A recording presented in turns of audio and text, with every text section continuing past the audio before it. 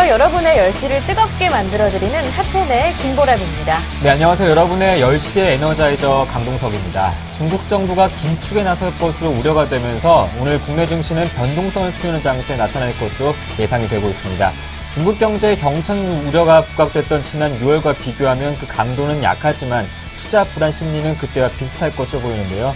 오늘 발표되는 10월 HSBC 제조업 PMI가 중국 경기 둔화 여부를 확인할 수 있겠습니다. 네, 이렇게 시장에는 차이나 리스크가 새롭게 떠오르고 있습니다. 중국의 긴축에 대한 우려감에 가파른 원화 강세의 속도까지 더해지면서 시장 불안감을 키우고 있습니다. 2050선 상단을 이미 돌파했던 국내 증시의 차익 매물을 이러한 요인들이 부추기고 있는 모습인데요. 하지만 시장 전문가들의 해석은 조금 다릅니다. 중국의 물가가 올라서 긴축에 대한 가능성이 높아지고 있지만 중국 정부가 제시했던 3.5% 수준까지는 아직까지는 못 미치는 수준이고요. 중국의 일부 경기 지표가 안 좋다 하더라도 중국 전체적인 경기 둔화에 대한 우려감을 불러일으킬 정도는 아니기 때문에 코스피의 상승 추세를 가로막지도 못할 것이다. 이런 해석인데요. 그렇기 때문에 여러분도 미리 힘 빠지지 않으셨으면 좋겠습니다. 어제 한 1% 가까이 내렸던 코스피 오늘장에서 낙폭은 조금 제한적이라고 하던데요. 10시 구간 시장 흐름 확인해 보겠습니다. 정혜림 아나운서와 함께합니다.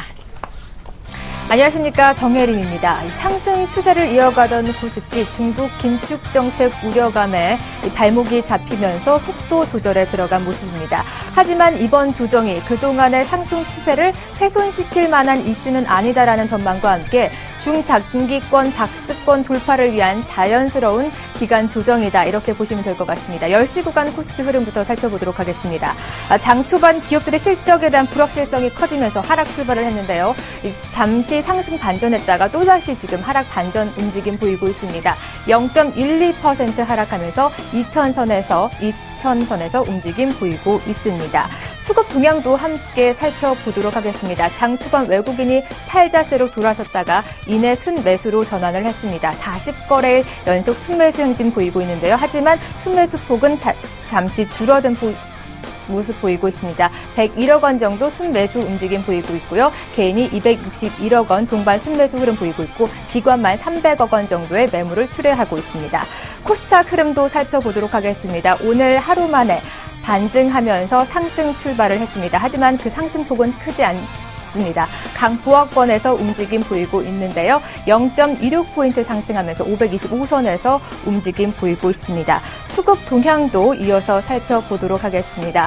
코스닥 오늘 개인과 외국인 동반 순매수 흐름 보이고 있습니다. 개인이 7억 원 정도, 그리고 외국인 24억 원 정도 순매수 흐름 보이고 있고요. 기관만 나홀로 30억 원 정도의 매물을 내놓고 있는 모습입니다. 이어서 코스피 시총 상위 종목군 흐름 살펴보도록 하겠습니다. 일제히 파란불을 켜면서 오늘 시장 참 좋지 않은데요. 대장주 삼성전자 143만 원 선에서 거래가 되고 있고 현대차, 현대모비스, 기아차, 이 자동차 3인방도 오늘 하락 움직임 보이고 있습니다. 6위부터 10위 종목군 흐름도 살펴보도록 하겠습니다. 6위부터 10위에는 5위까지 순위보다는 좀 더 좋은 모습인데요. 삼성전자 하락 움직임 보이고 있고요. 신한지주와 네이버 그리고 현대중공업이 빨간불을 켜면서 지수를 조금 견인하는 모습 보이고 있습니다.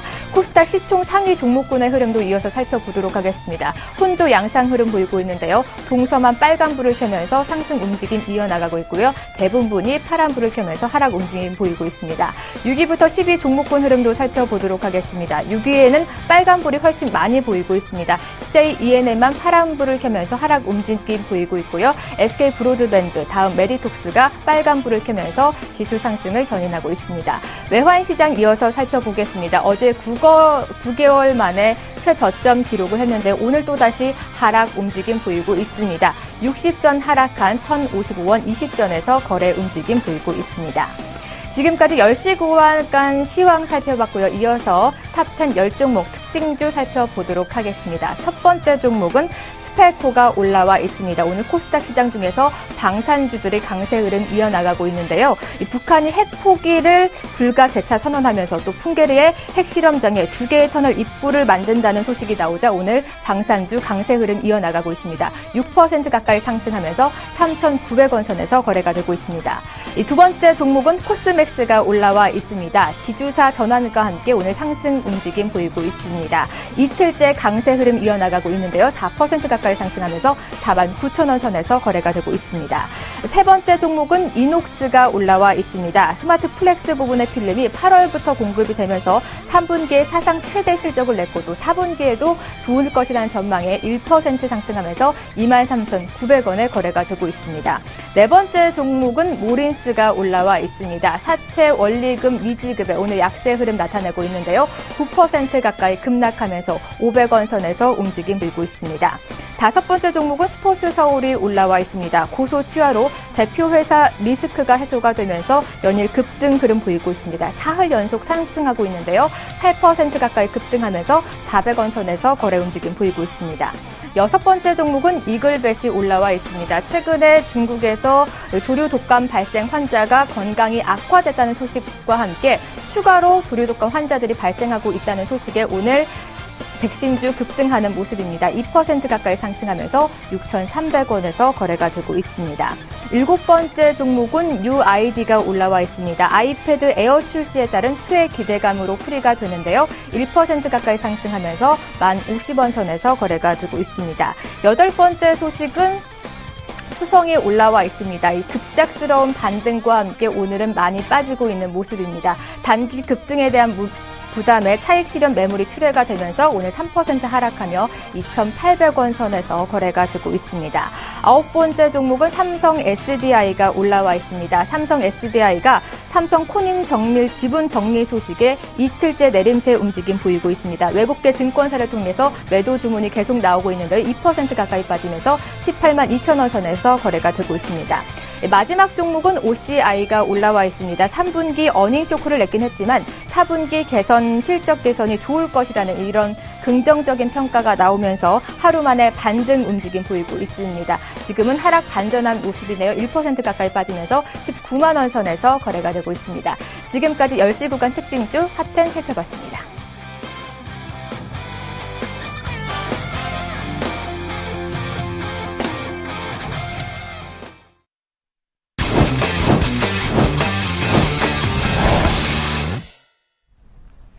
네, 이번 순서는 시장 키워드 시간입니다. 시장 키워드를 통해서 오늘장 전략과 전망 함께 들어보겠습니다. 네, 오늘장 개장한 지 한 1시간 정도 지났는데요. 목요일을 움직이고 있는 핫한 키워드 어떤 것들이 있을까요? 화면 통해 확인해 보겠습니다. 네, 첫 번째 키워드는 코스피 지수 상승에 따른 펀드 환매로 국내 주식형 펀드에서 자금 이탈이 계속되고 있고 또 중국 중앙은행인 인민은행이 자금줄을 죄면서 지난 6월 신흥경제 사태가 재현될 것이라는 우려에 전일 코스피 지수는 하락했습니다. 미 연방정부 폐쇄 여파로 12월 실시도 어려워질 것으로 보이는 양적 완화 축소 유지가 글로벌 유동성 장세 연장으로 우리나라 증시 외국인 투자 심리 회복이 지속될 수 있을지 시장은 주목하고 있습니다. 원달러 환율이 한때 1,055원까지 떨어지면서 연중 최저점인 지난 1월에 1,054원 50전에 근접하기도 했습니다. 원화 강세가 국내 증시에 미칠 영향에 대해서 알아보겠습니다. 전일 코스닥 지수가 어제 외국인의 매도 전환과 기관 매도세의 4거래일 만에 큰 폭의 조정을 보였습니다. 이에 따른 투자 전략을 확인해 보겠습니다. 오늘장 시장 키워드 함께해 주실 분은 유진투자증권 압구정지점의 정승현 과장님입니다. 안녕하십니까? 안녕하세요. 네, 안녕하세요.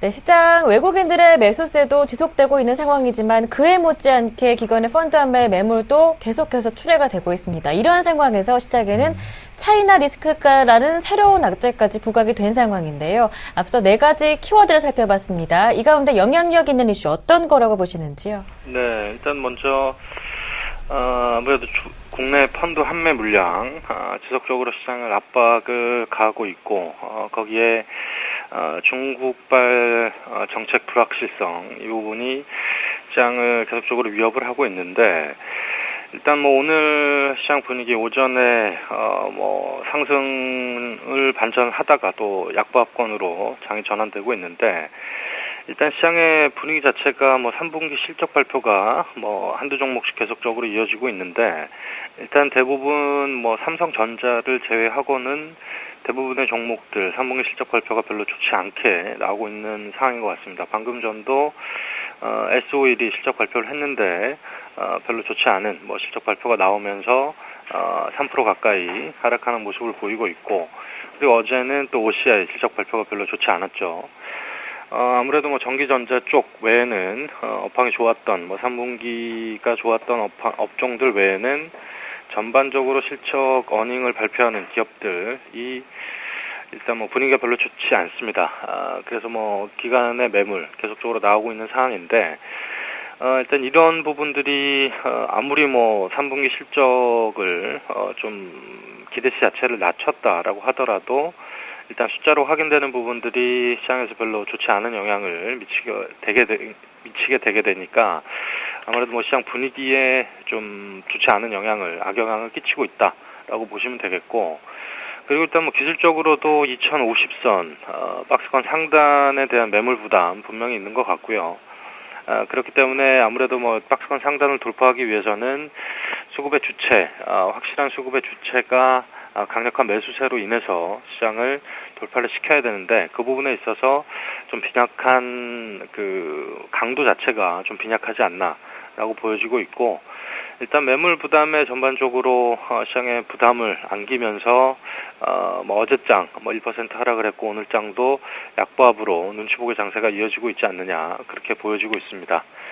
그리고 다음 키워드는 뭐 환율 얘기를 또 해야겠죠. 아무래도 연중 최저치 지금 1950원까지 내려와 있는 상황인데, 이 상황에서 일단 뭐 환율에 대한 시장의 전망치 뭐 내년 초에는 뭐 1,000원 깨질 수 있다, 이런 얘기까지 들리는데, 일단 사실 이 환율이 왜 이렇게까지 워낙 강세 기조로 가고 있느냐, 이 부분도 체크를 해야 될 부분이라고 보는데, 일단 시장의 우리 국내 증시의 펀더멘탈 자체가 상당히 개선이 되어 있습니다. 외환 보유액이라든지, 그리고 여러 다른 아시아 증시에 비해서 기업들의 그 어닝 증가 속도, 3분기는 별로 좋지 않았습니다만 4분기로 가고 내년으로 이어지는 펀더멘탈 개선의 효과, 이런 부분들은 다른 아시아 증시 대비해서 상당히 매력적인 구간에 있다라는 점으로 원화 강세 기조를 설명할 수 있는데, 하지만 아무래도 뭐 이런 펀더멘탈 개선으로 긍정적인 이슈로 인해서 원화 강세가 이루어졌다 하더라도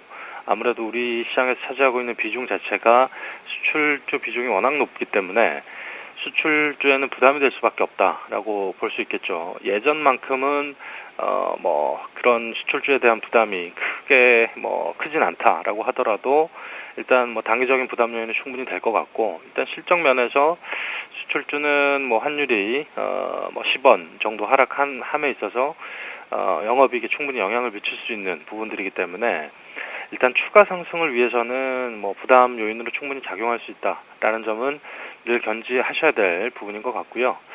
일단 그런 부분들 때문에 추가 상승 여력 자체를 기대치 자체를 좀 낮출 필요가 있는 시점이 아닌가. 결국 환율과 관계된 수출주들, 뭐 삼성전자도 될 수 있겠고요. 그리고 자동차 업종도 특히나 환율에 민감하게 작용하는 부분들이 있기 때문에 이런 부분들에 있어서 환율의 영향력 충분히 시장에 좋지 않은 영향력으로 끼칠 수 있다라고 정리할 수 있겠습니다. 그리고 마지막으로 코스닥 외인 매도세. 사실 분위기가 최근에 530을 넘어가면서 좋은 흐름을 계속적으로 보여줄 것 같다. 그리고 외국인도 지속적인 매수세가 들어올 분위기는 보였습니다만 어제 매도세로 전환을 하고 오늘 역시도 뭐 지금은 뭐 34억 정도 외국인의 매수가 들어오고 있습니다만 시장은 또 소폭 약보합 정도 수준으로 흐름을 이어가고 있는데, 일단 사실 코스닥은 외국인의 적극적인 매수가 없으면 추세적인 상승으로 가기에는 힘들다라고 보여집니다. 결국 기관의 매물 압박이 코스피 시장뿐만 아니라 코스닥 시장에도 매물 압박이 분명히 있고, 그리고 또 시장에 들리는 얘기가 뭐 일부 자문사와 그 운용사들의 그 공매도 아무래도 대차 잔고를 늘리면서 시장을 하락으로 베팅하고 있는 이런 그 수급적인 부분들이 있기 때문에 결국 이 상황을 뛰어넘기 위해서는 외국인의 적극적인 매수가 필요하다라고 볼 수 있는데, 이 부분에 있어서 부담 요인은 분명히 존재하는 것 같고요. 그렇기 때문에 외국인의 적극적인 매수가 없이는 시장은 적극적 추세적인 반등은 힘들 것이다, 그렇게 보시는 게 맞겠고, 하지만 외국인은 일부 종목들, 실적 기대감이 있는 일부 종목들에 대해서는 집중적으로 매수가 이루어지고 있습니다. 그렇기 때문에 일단 외국인이 어떤 종목으로 사느냐, 그리고 수급적인 논리로 상당히 지금 시장은 쏠림 현상이 강하게 이루어지고 있는 부분들이 있기 때문에 일단 외국인이 사는 종목에 대해서는 지속적으로 조정을 받더라도 지속적으로 관심을 가지시고 접근하는 게 맞지 않겠느냐, 그렇게 보이고, 일단 종목별 차별화 장세가 계속적으로 연출이 되고 있죠. 그런 부분들 때문에 일단 수급적인 부분들 항상 체크를 하시면서 그리고 실적에 기대감들이 있는 종목, 이런 부분들에 있어서 종목별 차별화 전략이 필요한 시점이 아닌가라고 말씀드릴 수 있겠습니다. 네, 일단 외국인들의 매수세도 오늘 좀 주춤한 상황이고요. 말씀해 주셨듯이 이제 3분기 실적 발표한 기업들 성적도 좋지는 않은 상황이고, 또 원화 강세에 대한 부담 요인도 있어서 수출주의 부진을 낳고 있다 말씀해 주셨는데, 그렇다면 코스피 조정폭은 어느 정도로 보시는지, 어느 선까지 위협할 수 있는지 간략하게 코멘트 들어보고 싶습니다. 네, 일단 저는 조정폭은 크지 않을 것이다, 그렇게 보이고, 일단 한 2000선 초반 정도, 2000선을 일시적으로 깨거나 그 정도의 조정은 충분히 나올 수 있다라고 보여지고 있고, 아마 3분기 실적이 마무리되는 시점까지는 조정이 항상 나올 수 있다라고 염두를 해두셔야 될 것 같고요. 일단 3분기 실적이 워낙 좋지 않게 계속적으로 기업들이 발표가 되고 있기 때문에 3분기 실적이 마무리되는 국면까지는 조정이 나올 수 있다. 2000선 초반 내지는 2000을 일시적으로 깨는 사항은 충분히 나올 수 있다라고 생각을 하시면 될 것 같고, 일단 그 정도 지수 때는 저는 사야 되는 구간이라고 보지, 여기서 주식을 다 팔고 연말까지 시장이 안 좋지 않을 것이다, 저는 그렇게 보고 있지는 않고요. 일단 3분기 실적이 마무리가 되면 일단 4분기 올해 이번 주 금요일 날 GDP 발표가 되고, 그리고 경기 지표가 확실히 개선이 되면 일단 4분기 어닝은 확실히 좋아지는 국면으로 들어갈 가능성이 높기 때문에 일단 조정이 나온다라고 한다면 깊은 시장이 기대하는 만큼의 깊은 조정이 나오지 않을 것이다라고 저는 보고 있고요. 왜냐하면 대기 매물, 매수 자금 여력들이 상당히 지금 많이 있습니다. 그렇기 때문에 조금 빠지면 사겠다라는 대기 자금들로 인해서 생각한 만큼의 깊은 조정은 나오지 않을 가능성이 높다라고 보여지고, 한 2000선 초반부터는 조금 더 빠지더라도 계속적으로 분할 매수 관점으로 접근하시는 게 맞다라고 저는 보고 있습니다. 네, 현대차 3인방을 비롯해서 이제 자동차의 본격적인 실적 발표를 앞두고 있는데요. 지난해와 비교하면은 소폭 상승하는 수치도 보일 것은 예상이 있는데, 현대차를 비롯한 현대차 3인방 실적 간단하게 코멘트 부탁드리겠습니다. 네, 현대차 오늘 실적 발표가 되죠. 일단 연결 기준으로 전 분기 대비는 소폭 감소할 것으로 보이지만 전년 대비는 약 한 8% 정도 증가할 것이다, 그렇게 보여지고 있고, 일단 영업이익은 전년 대비는 한 6.7%, 하지만 전 분기 대비는 약 13% 정도 감소할 것으로 보여지는데, 하지만 시장 기대치가 전반적으로 낮아져 있는 상황이기 때문에 일단 이 정도의 시장의 예상치만큼 나온다라고 했을 때 일단 반응은 일단 일시적으로 전분기 대비 실적이 나빠진 상황이기 때문에 팔고자 하는 매물들이 나올 수는 있다라고 보여지지만, 저는 그 조정폭은 생각보다 크지 않을 가능성이 있지 않겠느냐, 그렇게 보여지고 있고요. 일단 현대차 기준으로는 그렇고요. 기아차 같은 경우에는 좀 더 전분기 대비보다 영업이익 측면에서는 더 좋지 않을 가능성이 있다라고 보여지고, 약 그 증권사 예상치는 약 26% 정도 전분기 대비 감소할 것으로 보여지고, 전년 대비는 4% 정도 올라가는 것으로 나오고 있습니다. 그런 부분들 감안하시고 아무래도 실적 발표 이후에 매수 전략을 세우시는 게 전 좋지 않을까, 그렇게 보고 있습니다. 네, 실적을 확인한 후에 좀 매수 전략을 세워보자 말씀해 주셨습니다. 확실히 외국인의 매수 강도가 약해졌습니다. 오후장 전략도 함께 들어볼게요. 네, 일단 전반적으로 외국인의 상황, 그리고 시장의 분위기 자체가 눈치 보기 장세 진행이 되고 있습니다. 이런 상황에서 적극적인 매수보다는 시장을 좀 더 관망하실 필요가 있지 않겠느냐, 저는 그렇게 보고 있고요. 아무래도 실적 발표를 앞두고 있는 상황들, 사실 실적 발표가 있는 달에 주식 투자를 가장 하기 힘든 달입니다. 워낙 시장의 예상치만큼 실적이 나올지 나오지 않을지 단지 예상치에 불과하기 때문에 예상치에 부합하는 실적이 나오면 어느 정도 플랫하게 시장에 가겠지만 그렇지 못할 경우에는 또 급락이 나오는 종목들 속출하는 그런 부분들이 많기 때문에 일단 실적 발표를 앞두고 있는 기업들은 일단 실적 발표 이후에 매수를 하시는 게 저는 좋지 않을까. 지금 현금을 보유하고 계시고 일단 주식을 사고자 하는 그런 대기 자금들이 있는 분들은 실적 발표 이후에 매수를 적극적으로 하는 게 맞다라고 정리해 드릴 수 있겠습니다. 네, 일단 시장 분위기를 관망한 이후에 실적 발표 이후 접근하는 게 좋겠다라는 말씀까지 들어봤습니다. 네, 지금까지 유진투자증권 압구정지점의 정승영 과장님과 함께했습니다. 말씀 고맙습니다. 네, 안녕히 계세요.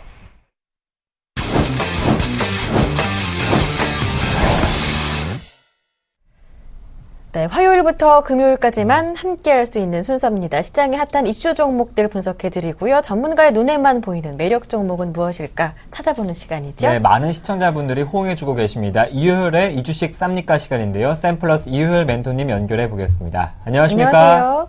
네, 안녕하십니까? 네, 먼저 시장의 핫한 종목들, 시청자분들이 많이 궁금해하시는 종목부터 가격 질문을 드려보겠습니다. 첫 번째 종목은 현대상선인데요. 현대상선 어제 안팎으로 호재가 있었습니다. 회사채 차환 부담 완화, 그리고 금강산 관광이 재개될 수도 있다라는 기대감이 높아졌습니다. 통일부 장관의 코멘트를 통해서 조금 기대감이 불러일으키는 모습이었는데 어제 크게 반응하더라고요. 상한가 가까이 급등하는 모습이었는데 지금 좀 관심을 가져도 좋을까요? 네, 일단 결론적으로 말씀드리면 현대상선은 밸류에이션 측면이나 펀더멘탈로 좀 보면 비싸다 일단 이렇게 말씀을 좀 드리겠습니다. 다만 이제 현대상선은 일단 그렇게 봐야 되겠습니다. 수급의 변화에 좀 민감한 종목이다. 대형주 치고는 상당히 수급 변화에 좀 민감하다 이렇게 좀 말씀을 드리고 바닥 확인은 지켜보자 이렇게 말씀을 드립니다.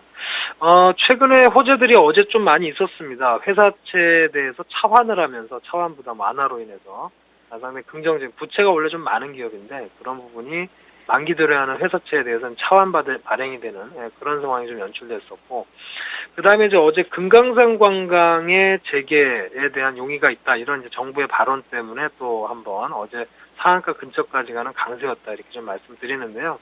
일단 전체적인 기업의 어떤 흐름을 좀 보면 일단은 적자가 좀 지속되고 있다라는 거죠. 이런 부분이 일단은 가장 우리가 기업이나 주식을 볼 때 중요한 것은 그 기업이 일단은 실적이 나오느냐, 좋은 어떤 영업을 하느냐가 중요한 것인데, 일단 좀 지속적인 어떤 적자라든가, 또 부채가 좀 많은 그런 부분이에요. 그래서 일단은 접근하실 때는 좀 조심스럽게 접근을 해야 되는 부분이고, 다만 그 현대상선 같은 경우에 흐름을 좀 보면, 과거에도 그랬지만은, 이 수급이 참 많이 작용을 합니다. 호재성 테마라든가 이런 것 때문에, 사실 한번 수급이 좀 잘 들어왔을 때 굉장히 크게 좀 반응하는 그런 부분들이 과거 8월 달이죠.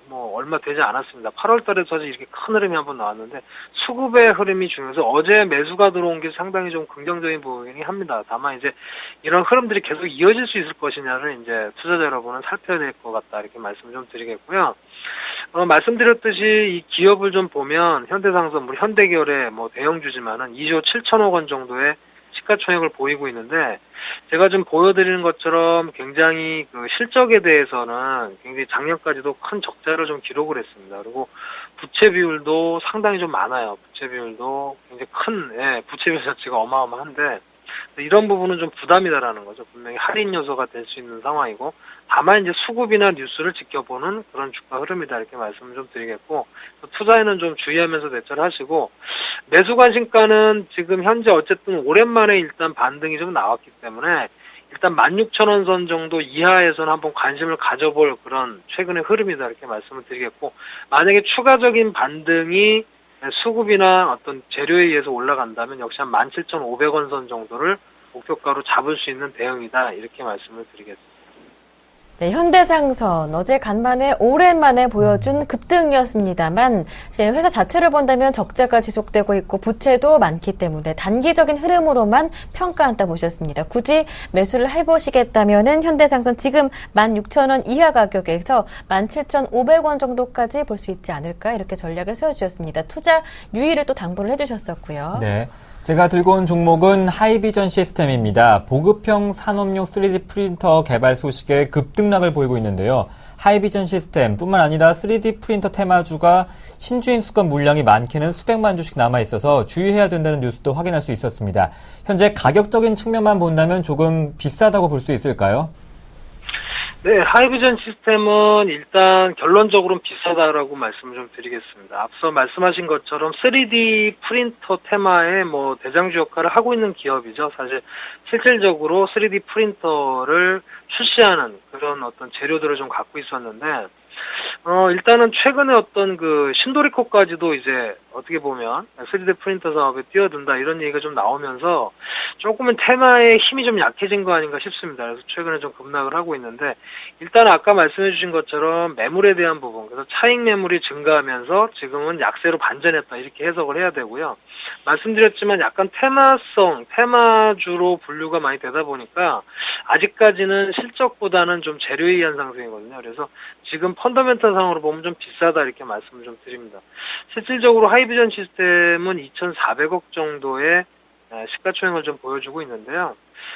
최근에 흐름을 좀 보면은 뭐 그렇게 나쁘진 않습니다. 뭐 작년에도 한 148억 원 정도 순이익을 좀 냈기 때문에 나쁘게 볼 수 있는 부분은 아니지만, 전체적으로 펀더멘탈 그 수급 어떤 수익의 실적에 대한 부분에 따라 비해서는 상당히 주가가 지금은 좀 고평가되어 있다 이렇게 좀 볼 수 있습니다. 다만 꾸준히 영업이익이나 이런 매출이 늘어나고 있는 부분이기 때문에 긍정적이고, 또 테마의 재료라는 것이 또 소멸이 됐다가도 또 다시 한번 수급이나 재료가 들어오면 반등해주는 그런 성격을 좀 갖고 있기 때문에 그런 부분에서는 아직은 좀 관심을 가지시되, 지금은 좀 차익 매물이 좀 많이 나오는 상황이에요. 그래서 투자자분들이 아마 3D 테마주들을 많이 관심을 가지실 텐데, 조금은 그 테마의 어떤 그 강도가 좀 약해졌다 이렇게 좀 보고, 추후에 다시 한번 수급이라든가 테마의 재료가 좀 붙는다면 다시 한번 등락을 좀 거듭하는 그런 정도로 좀 말씀을 좀 드리겠고, 일단 말씀드렸듯이 테마 외에는 좀 비쌉니다.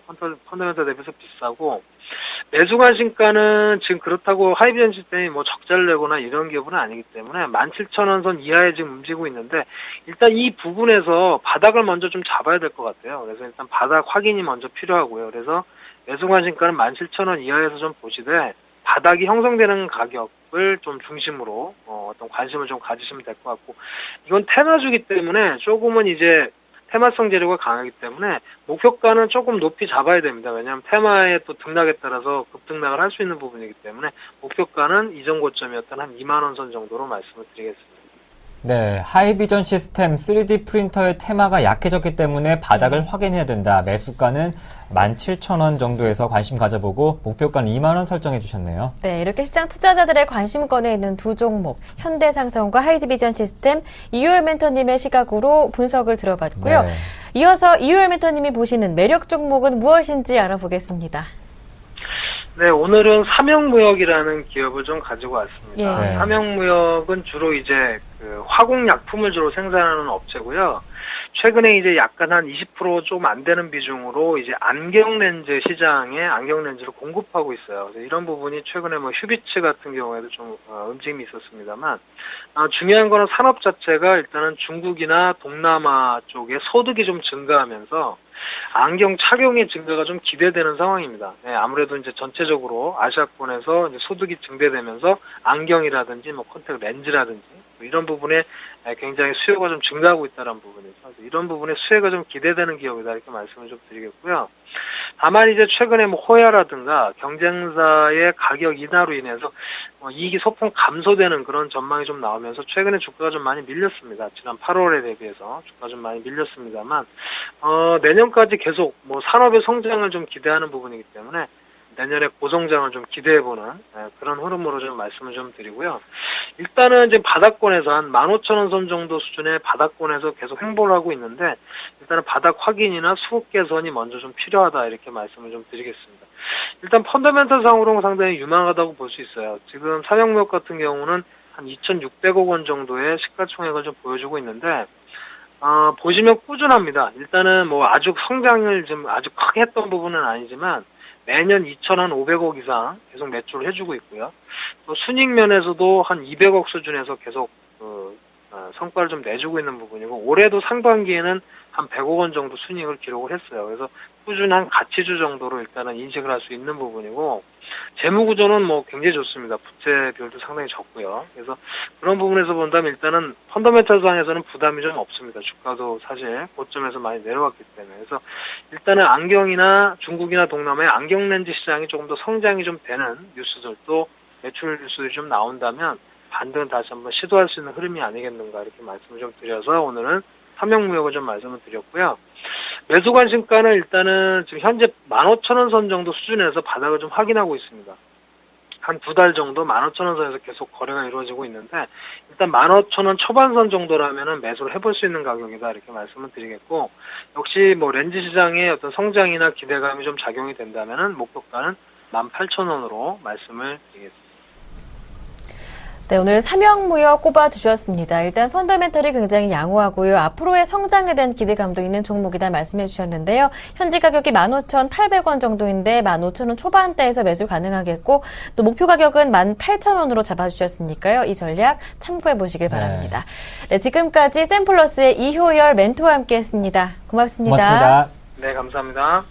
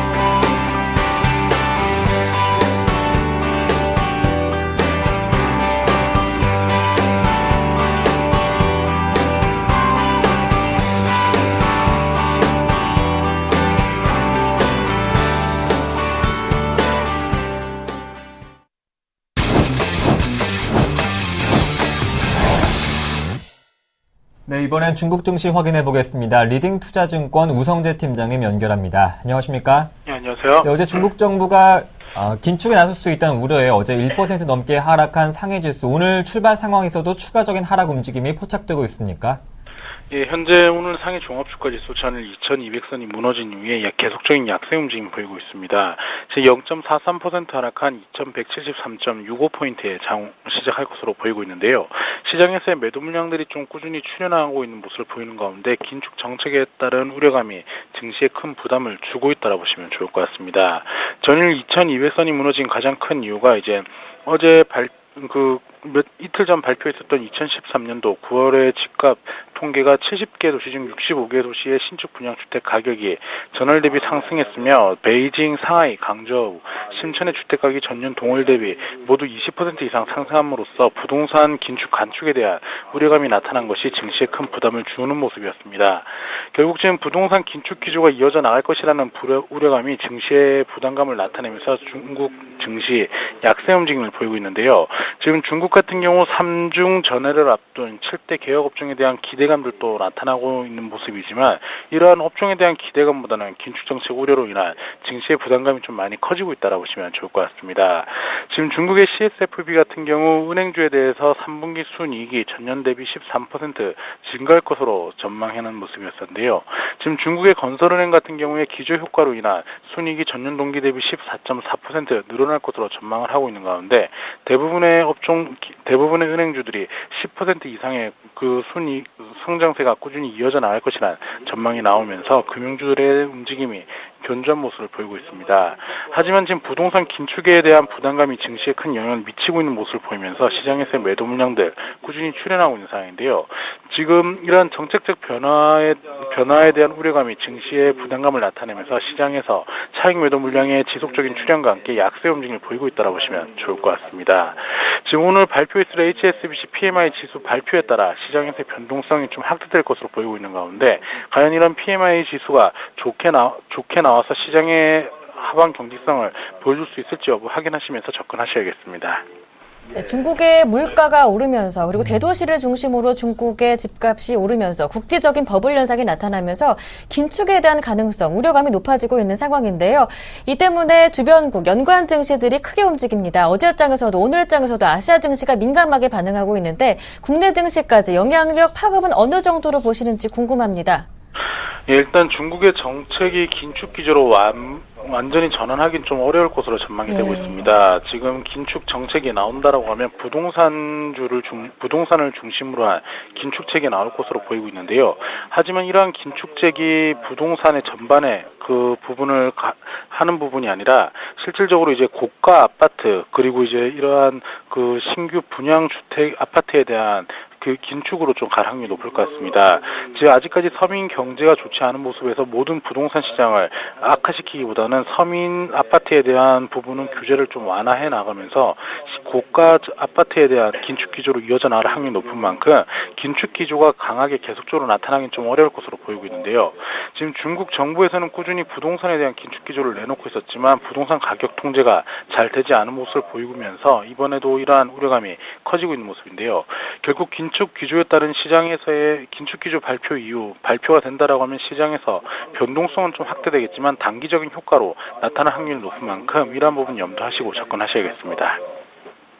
부동산 버블, 일단 국지적인 버블이기 때문에 그에 따른 긴축도 굉장히 긴 일부 통제로 이루어질 것이다. 때문에 아시아 증시, 중국 증시 마찬가지로 국내 증시도 마찬가지로 장기적인 영향은 없을 것이다. 이렇게 평가해 주셨습니다.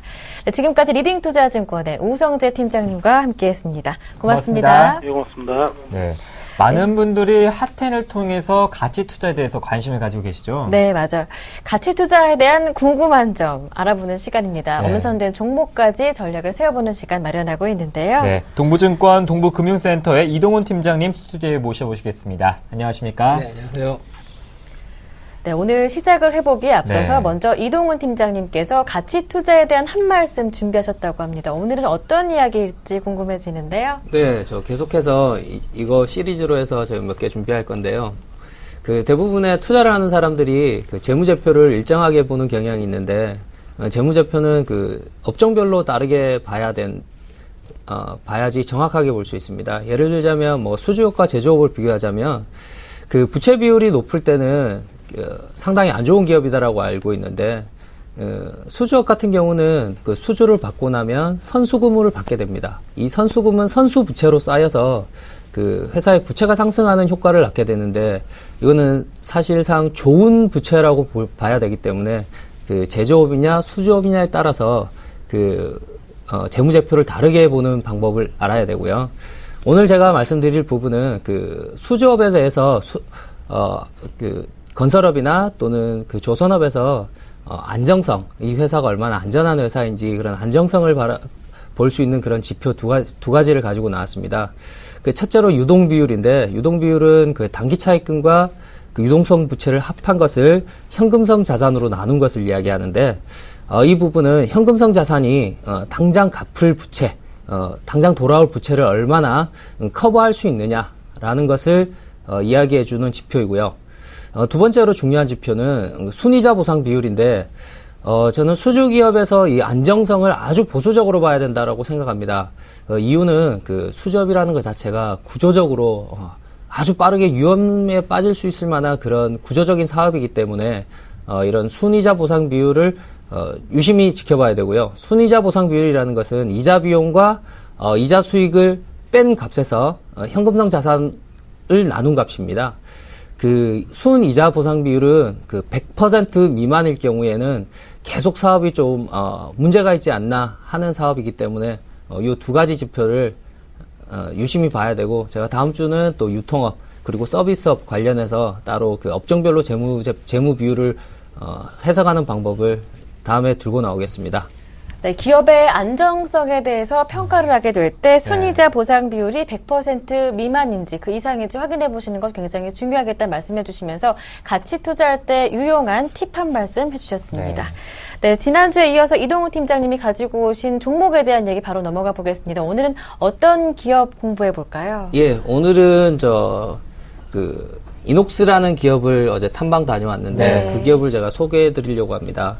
어제 실적 발표 나왔고요. 실적이 뭐 예상했던 숫자만큼 나와서 시장에서 뭐 안정적인 회사고 이 회사에 거는 기대가 많아질 것 같은데 우선 그 3분기 실적은 매출 620억 중에서 이노플렉스 부분이 65%, 그리고 스마트 플렉스 부분이 23%, 이노셈 부분이 12%로 나오게 됐는데 각각의 사업부에 대해서 먼저 설명을 좀 드리겠습니다. 우선 그 가장 매출 비중이 많은 이노플렉스 부분은 FPCB용 소재를 브랜드화한 것인데 스마트폰이나 태블릿 PC와 같은 그 모바일 기기에 모두 사용되는 그 범용 제품이고요. 그 세계 마켓쉐어에서 65%를 차지하는 세계 1등 기업입니다. 저희 이녹스의 FPCB 소재가 인터플렉스나 플렉스컴 그리고 또는 팍스콘을 통해서 삼성전자, LG전자, 애플 등 뭐 세계 유수의 세트 업체로 모두 들어간다라고 보시면 되고, 내년 7월에 신공장이 가동하게 될 예정인데, 이 신공장이 가동하게 되면 경쟁사 대비 캐파가 3배에서 3.5배로 늘어나서 경쟁사가 따라올 수 없을 만한 그런 캐파를 갖추게 됩니다. 그것이 동사의 가장 큰 경쟁력이 될 것이고요. 두 번째 사업으로 스마트 플렉스 사업이라고 있습니다. 3분기 매출의 23%를 차지하게 됐는데, 동사에서 그 신성장 동력으로 삼고 있는 아주 유망한 사업부입니다.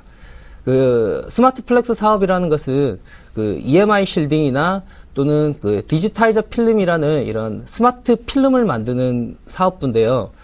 예를 들자면 EMI 실딩은 그 스마트폰이 여러 가지 칩이 많이 들어가면서 서로 이 전자파에 의해서 간섭을 받게 됩니다. 이 간섭으로 인해서 제 기능을 발휘를 하지 못하게 되는 경우가 있는데, 이런 전자파를 차단하는 필름이라고 보시면 되고요. 그리고 디지타이저 필름이라는 것은 갤럭시 노트에서 스타일러스 펜을 사용하기 위한 필름인데, 국내에서는 현재 한 600억 정도 시장이고, 갤럭시 노트에서 저희가 차지하는 비중이 마켓쉐어 한 80% 정도를 차지하고 있기 때문에 거의 독점이라고 볼 수 있고요.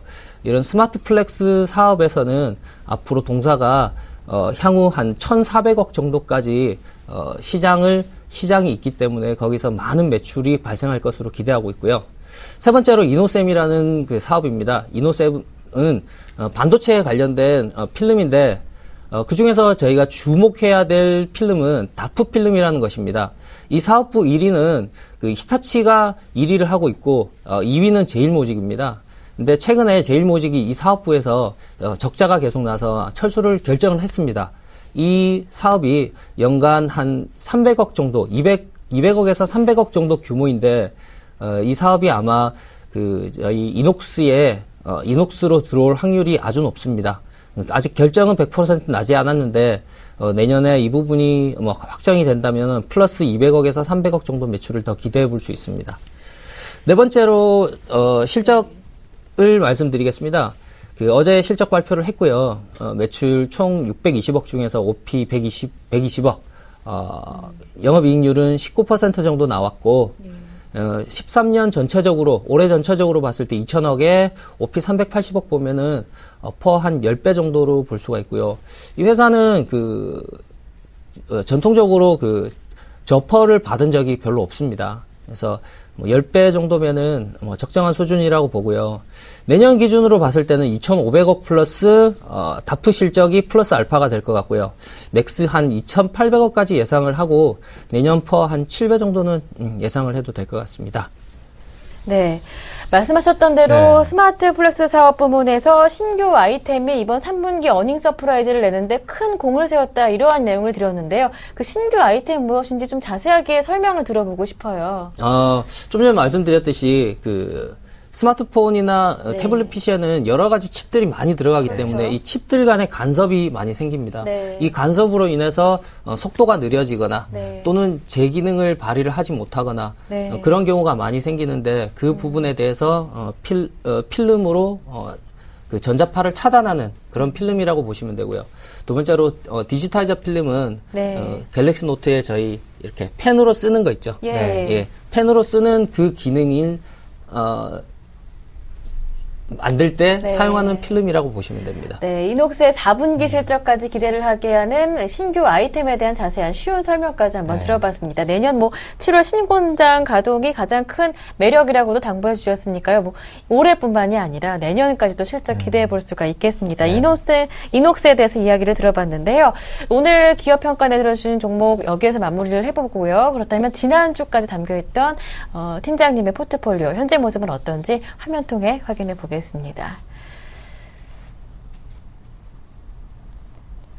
네, 지난주까지 담겨있던 종목인데요. 블루콤입니다. 블루콤 13% 비중으로 담고 계시고요. 현금 비중이 87%인데요. 현재 수익률 어떤지 확인해 볼까요? 자, 이 종목을 10월 10일에 담으셨기 때문에 현재 보름도 채 지나지가 않았는데 무려 지금 9% 가까운 수익률을 달성하고 있습니다. 보유 전략 꾸준하게 유지하시는데요. AS 간략하게 들어보겠습니다. 네, 블루콤 잘 달리고 있는데요. AS 굳이 필요하진 않겠지만 그래도 들어볼게요. 역시 블루콤 그저께 실적 발표했고요. 네, 맞아요. 예상대로 영업이익 55억 정도 아주 훌륭한 수준으로 나왔는데 손익이 약간 떨어진 거는 아마 환율 문제가 아닌가 하고 있고 품목별로 매출은 역시 블루투스 매출이 가장 많았고요. 향후 11월 달에 저희가 LG전자 측에서 내년 물량을 예측하는 예측 물량이 나오게 됩니다. 그 예측 물량이 나오게 되면 캐파 증설을 할 건지 안 할 건지가 결정이 되게 되는데 캐파 증설을 하게 되면은 대규모로 내년에 큰 폭의 실적을 예상할 수 있기 때문에 그때는 비중을 늘려야 되는 시점이 아닌가 생각하고요. 오늘 나머지 한 7% 정도 더 추가 매수해서 비중은 한 20% 정도로 유지하는 것이 좋을 것 같습니다. 예, 알겠습니다. 네, 블루콤 20일 엊그제 실적을 공개했습니다. 실적도 좋았고요. 상승 추세도 여전히 견조하게 이어지고 있습니다. 여러분도 목표 가격이 18,000원이었잖아요. 꾸준히 기다리셔서 수익 내셨으면 좋겠습니다. 네, 지금까지 플래네이 투자연구소의 이동훈 팀장님과 함께했습니다. 고맙습니다. 예, 감사합니다. 네, 여러분의 10시 핫텐 여기에서 마무리하겠습니다. 저희는 금요일 10시에 다시 올게요. 고맙습니다.